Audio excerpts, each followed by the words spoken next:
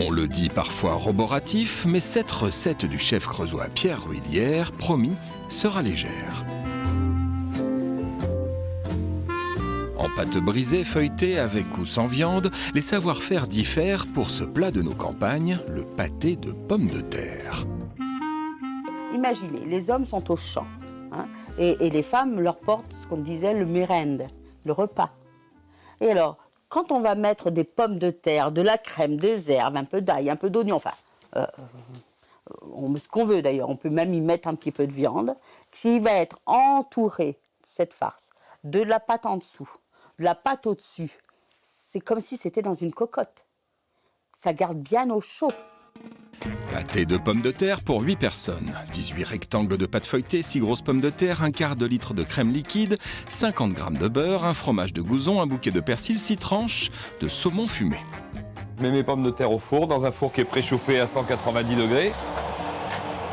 Tout simplement. Et on va les oublier pendant au moins 30 à 45 minutes. Alors maintenant, on va préparer nos petits rectangles de pâte feuilletée que j'avais taillés. On va les mettre sur une petite plaque.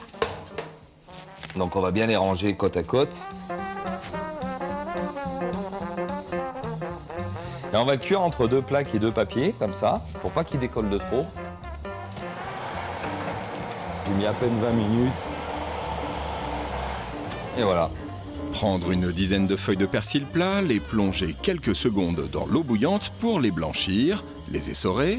Donc maintenant, je vais concasser mon persil. Couper en petits cubes le morceau de gouzon. Si vous n'en avez pas, un autre fromage de vache fera l'affaire. Voilà, nos petits millefeuilles. Voilà, donc ils n'ont pas trop levé. On a quelque chose de régulier, voilà. C'est bien cuit, impeccable.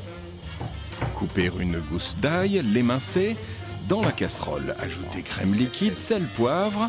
Faites réduire. Je vais rajouter mon persil blanchi.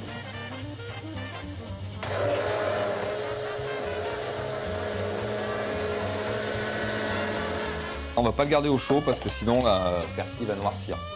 Donc on peut le faire un petit peu d'avance, mais on le réchauffe juste au dernier moment pour éviter que ça noircisse. Alors, donc on va couper des tranches très fines. Donc sur un beau saumon comme ça, là, c'est impeccable. Donc voilà, on va faire comme une petite fleur. Voilà. Maintenant, on va préparer notre écrasé de pommes de terre. Ça se fait vraiment au dernier moment. Laisser fondre le beurre un petit peu dans les pommes de terre, pas trop les travailler. Le but, c'est de retrouver un petit peu la pomme de terre, pas faire une purée quoi, quand on ait quelques petits morceaux. Un petit peu de sel poivre parce qu'elles ne sont pas assaisonnées. Maintenant, je vais rajouter mon fromage de gouzon dedans. Le persil qu'on a ciselé, voilà. Donc on va monter ça façon d'un millefeuille.